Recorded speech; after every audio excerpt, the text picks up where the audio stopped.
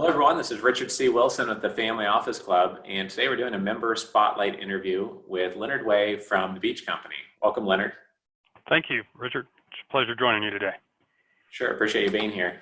How long has the Beach Company been around, and what is it that you guys do? So we are celebrating our 75th year this year. The Beach Company is a family-owned, multi-generational real estate firm. We've developed and managed pretty much everything other than heavy industrial. For the last 12 years, we've been heavily focused on the multifamily spectrum as a developer, and I'm now running an acquisition fund to acquire existing properties throughout the Southeast. Okay, great. And why are you focused on multifamily communities now after that long history of experience in many different areas? We've always been in the multifamily industry. The Beach Company has generally played in various niches, but we've always niches in forms of different real estate sectors. So really coming out of the last recession, the multifamily world was the best one that we could focus on, and we have coalesced the entire company around this particular real estate class. It's the most vibrant. It has the most resiliency to the ups and downs of the overall real estate market and the economy. And we feel that it has a long life to go. Sure. And I know you're focused on the Southeast. Why not focus on a niche where others are not as much, like Nebraska or Alaska or the Midwest? Why the Southeast? Well, we've always been headquartered in Charleston, South Carolina, so we're right in the heart of the Southeast, and it's the market we know. We have been in and out of the various states of the Southeast over the whole 75-year period, so it's not new to us, whereas Nebraska would be completely foreign to us. The other benefit is I'm a 5-hour drive time to some of the largest MSAs of North Carolina, Georgia, and the top part of Florida. Right. Okay. And I know some people with your skill set focus exclusively on development, some focus on existing properties. Where are you focused right now and why? Well, as an overall company, we're focused on a number of areas.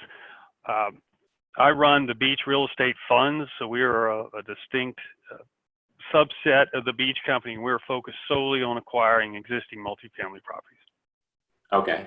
And so if there's a fund then set up to do that, how does that really work? How does the fund invest the capital for investors?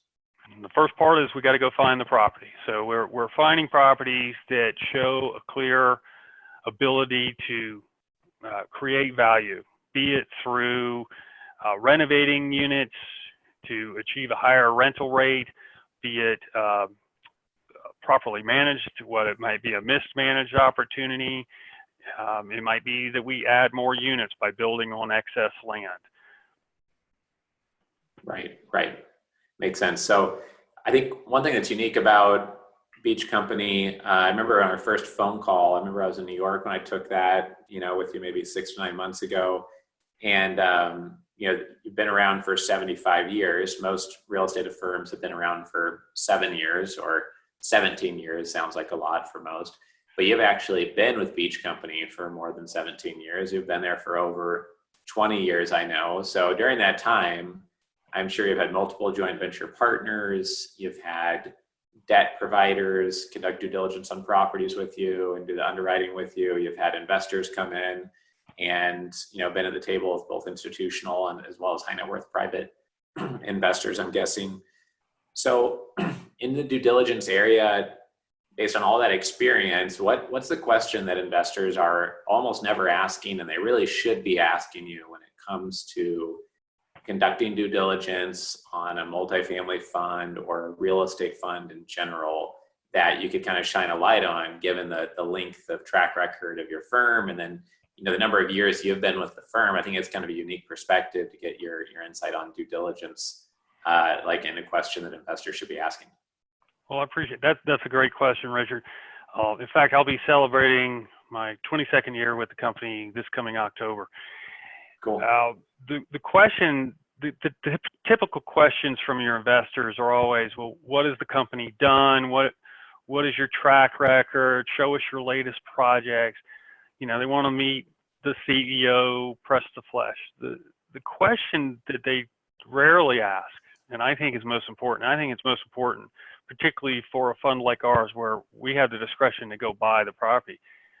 Who are the members of the team that are handling the day-to-day management for that fund and by extension your money? What are their experiences? You know, have they been there for all of that great track record, or do you have a brand new team? So I bring 22 years in 5 different areas of our company, a lot of different experience. The team I've assembled around me, every one of them has worked in property management. We're not just a bunch of quant jocks that have run the numbers and then gone on to start acquiring. The real value is created through the asset management process. Now, granted, you need to buy the property correctly, but you need to then manage it. That's where the real value is created. And if your team doesn't have the experience, then you're going to have a hard time getting there. Yeah, I mean, what you said just reminded me of something that one of my friends said. He runs like a dentist, doctor, investor club group, and he said he said that his biggest challenge in due diligence is often finding what you just said, that the team is very experienced, not just the founder, not just one principal that is very well known, but they have depth among the team. I'd be happy to connect you with them to kind of share notes on that as a follow-up here. My last question is about a $100,000 piece of advice that you would have for investors listening. It could be related to real estate investing, due diligence, valuation, negotiation. What's something that you wish you knew in 1998 when you got started at Beach & Company, or you could share with others? Well, my answer to that really is coming from, you know, as we talk to potential investors, and everybody wants to we just want to invest directly. We want to buy that property ourselves. We want to be the syndicator, however it is, without realizing that they can get all the same tax benefits and ownership benefits of being in a fund. But my real question to them is, don't ever underestimate the amount of time that is going to be required on a continual basis once you own that property.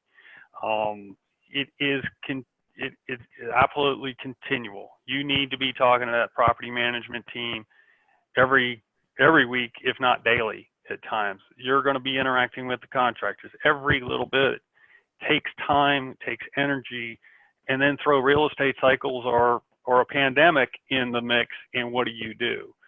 I liken it to the proverbial, the dog that caught the car.